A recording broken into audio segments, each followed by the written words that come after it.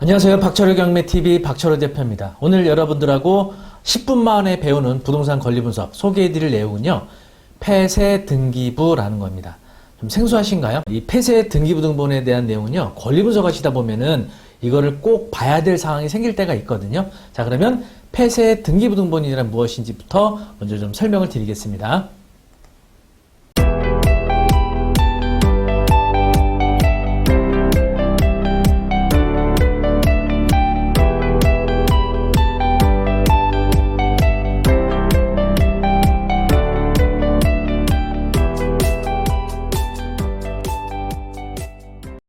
전산화되기 전 타자로 된 등본, 타자기 아시죠?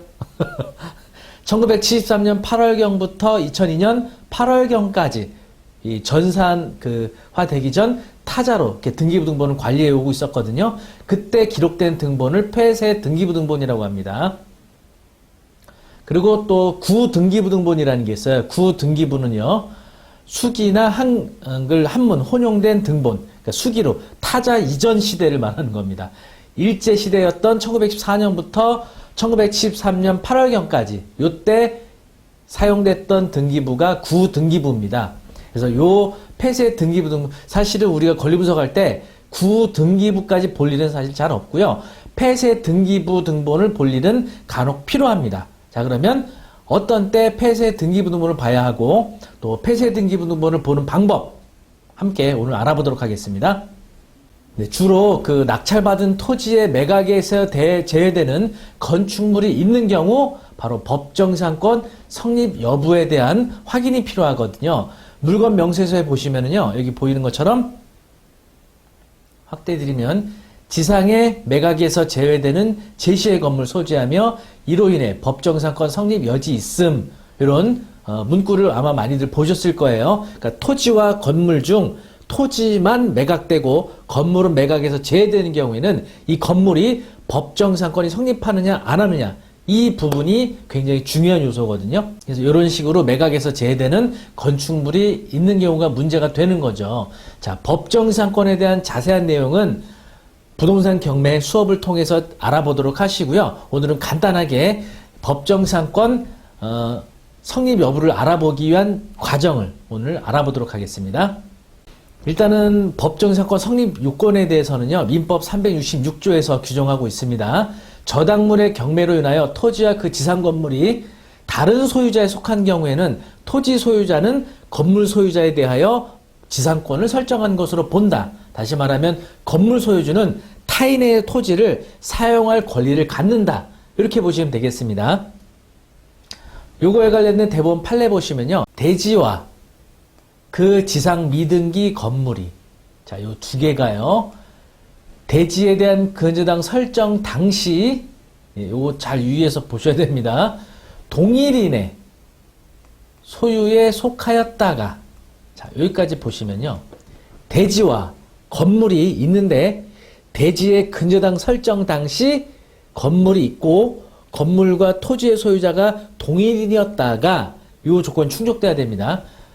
경매로 인하여 대지와 건물이 다른 소유자에 속하게 된 경우 건물 소유자는 민법 366조에 의하여 법정상권을 취득하고, 이런 대법원 판결이죠. 이해되셨죠? 토지와 건물의 소유자가 동일하고 토지의 근저당 설정할 때 건물이 이미 있었어야 돼요. 그리고 경매로 인해서 토지와 건물의 소유자가 달라진다면 이 건물 소유주는 타인의 토지를 사용할 지상권, 토지 사용할 권리를 갖는다. 이런 의미를 말한다는 거죠. 조금 어렵나요? 네. 그래서 이 내용에 대해서 좀 더 자세한 거는 법정상권에 대한 공부를 한번 심도 있게 해보시기 바라겠고요. 자, 그래서 이 건물이 법정상권을 성립하느냐 안 하느냐에 따라 내가 이 토지를 낙찰받는 데 있어서 권리의 제한을 받아요. 만약에 내가 낙찰받은 토지에 이 건물이 법정상권이 성립한다, 그럼 제한을 받거든요. 법정상권이 성립 안 한다 그러면 제한을 덜 받아요. 그래서 이 건축물이 법정상권이 성립하느냐 안 하느냐를 판단하는 데 있어서 바로 이 건축물의 소유자와 건축 시기 확인하는 것이 매우 중요합니다. 자, 그 해당 경매물건에 대해서는요, 건축물장 이렇게 보시면 예를 들어서 한모 기씨로 되어 있는 이분이 건축물 대장상 소유자로 되어 있고요. 그리고 건축물 대장상 사용 승인일이 1990년도입니다. 그러니까 1990년도를 전후로 해서 이 건물이 지어졌다는 것을 알 수가 있겠죠. 네, 건축물 대장을 통해서 이렇게 확인을 하는 거고요. 자, 그러면 이번에는 토지의 소유자와 토지에 설정된 그제당의 일자, 이거 확인하는 게 중요하죠. 그래서 토지 등기부등본을 보니까 2000년 9월 6일 날 한모영 씨가 소유권을 취득했는데 건물이 건축될 당시는 이 토지 등기부등본상에서 확인이 안 되고 있어요. 2000년 9월 6일이니까. 건축물 사용 승인일자는 90년도니까 그럼 어떻게 해야 돼요? 바로 이럴 때 봐야 되는 게 폐쇄 등기부등본입니다. 자, 폐쇄 등기부등본은요, 인터넷으로 안 돼요. 등기소에 직접 방문하셔야 됩니다. 서울의 경우는 5군데가 있거든요. 주로 법원 인근에 따로 별관으로 이렇게 만들어져 있어요. 그래서 등기소를 직접 방문하셔야 되는데, 뭐, 신청 방법은 어렵지 않습니다.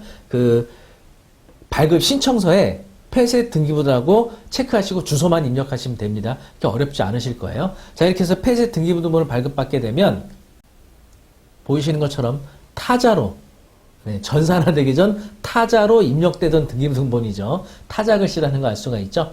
자, 보시면은 1983년도죠. 소유권 이전이. 그리고 소유자는 윤 씨죠. 그렇죠? 네, 그리고 그 다음 소유자가 아까 우리가 전산화된 등기부등본에서 확인됐던 2000년 9월 6일 날 소유자 한모영 씨. 그래서 2000년 9월 6일 이전까지의 소유권은 윤모 씨가 갖고 있었다, 이 얘기입니다. 자, 그럼 권리분석 할 수 있죠. 자, 건축물 대장상 소유자는 한모기 씨고 사용 승인일자는 1990년도 9월 20일이란 말이에요. 그러면 건물이 건축될 당시의 소유자는 누구였단 얘기예요? 바로 폐쇄 등기부등본상 나타나고 있는 윤모 씨라는 거죠. 토지와 건물의 소유자가 지금 다르죠. 토지의 저당 설정된 당시에 토지와 건물 소유자가 다릅니다. 이로써 이 건물은 이 경매에 대한 토지 입찰하실 때 건축물은 법정상권이 성립하지 않을 것으로 판단할 수 있다는 얘기죠. 자, 법정상권이 성립하지 않는 경우에는 무엇을 할 수 있느냐? 첫 번째, 토지 인도 및 건물 철거 청구가 가능합니다. 두 번째, 지료 청구가 가능하죠. 미지급할 때는 경매 신청도 가능한데 법정사건이 성립한 경우에는 2년의 지료를 미납했을 때 경매 신청할 수 있지만 해당 건축물이 법정사건 성립하지 않는다면 지료 청구를 하고 지료를 납부하지 않는 경우에는 바로 경매 신청까지도 가능하게 되는 거죠. 그래서 사실 토지를 개발할 목적이라면 토지 인도 및 건물 철거 청구로 가는 게 좋을 것 같고요. 이 건축물이 경제적 가치가 있다고 판단될 때는 지료 청구와 미지급으로 인한 경매 신청, 이렇게 선택해서 전략을 세울 수가 있다는 거죠.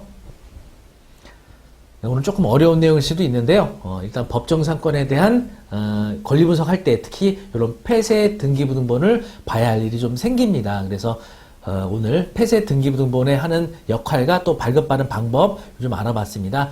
부동산과 경매에 관련된 궁금한 사항 있으시면요, 네이버 카페 박초래 경매 아카데미 오시면 자세한 정보 확인하실 수 있고요. 또 부동산 최신 뉴스라든지 또는 간단한 부동산 소식, 출전 물건 정보 유튜브 박초래 경매 TV를 통해서 정보 제공받으실 수 있습니다. 영상이 좋으셨다면 구독, 좋아요 부탁드립니다. 감사합니다.